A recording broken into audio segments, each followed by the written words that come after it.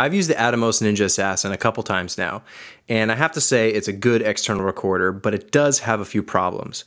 A lot of people have praised it for the great screen and the 10-bit 422 ProRes you can record with it. Like, all that stuff is great and it works fine. The touchscreen's responsive and it does what it's supposed to do. But I did run into an issue with it. Now, this isn't every single time, and it's not with every single model of the device I've used.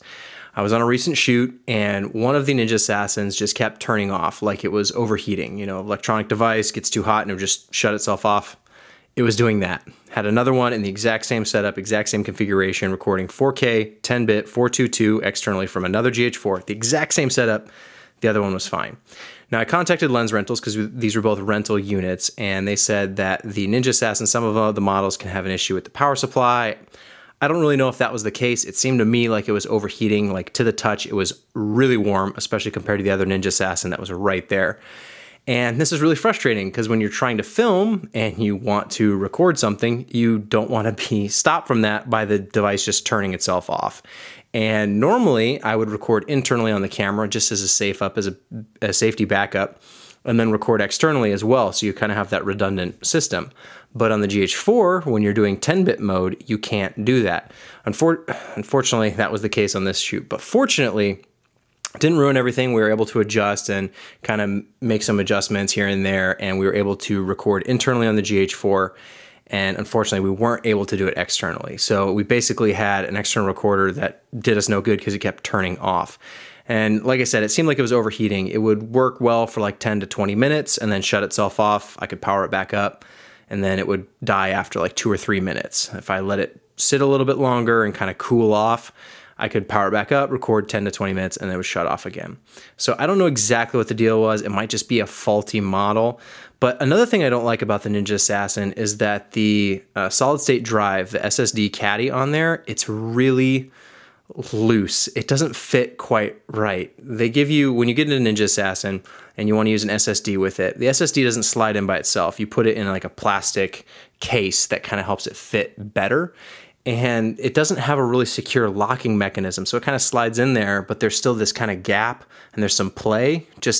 And if it gets bumped or anything, like, you'll lose, your media will go offline, and you'll try and record and it'll say no media detected, and you got to kind of wiggle it and get it back in place. And if you're really careful, it can work. But at the same time, you don't want to have to be worried about bumping something loose and losing a take just because the SSD came loose. Another kind of like design flaw. I think the Shogun, if I remember correctly from the couple times I've used that, it's very similar in that nature. And those couple design choices, maybe not design choices, but definitely the SSD being designed that way, and then the fact that I don't know if all these units are reliable, has me a little bit concerned. I like Atomos. I have a shirt from NAB last year. I think they're a cool company. I think they make cool products, but I want to be able to use gear that I can rely on and it's not going to fail on me. You know, I wouldn't use the GH4 if this camera just turned off every once in a while recording. That'd be really frustrating, and I would ditch it in favor of something else. So I'm actually looking at some other external recorders right now. I'm going to try the Pix E5 and let you guys know how that goes. Sorry I don't have any footage to show from the Atomos Ninja Assassin. It looks great. It looks like how you'd expect, but putting that stuff on YouTube is not really all that valuable because YouTube's really compressed and you can't really see the quality anyway.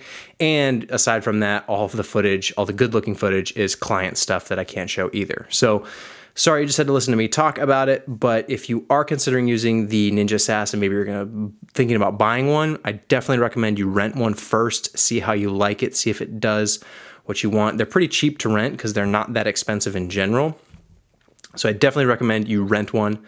There's a bunch of different places online you can find to go rent one. Maybe I'll put some links in the description to steer you in the right direction. But definitely rent one before you buy, and hopefully you don't run into the same issue I had where it just turns off. Again, I don't know. It seemed like it was overheating. Lens Rental said it was a power delivery issue, but I don't know.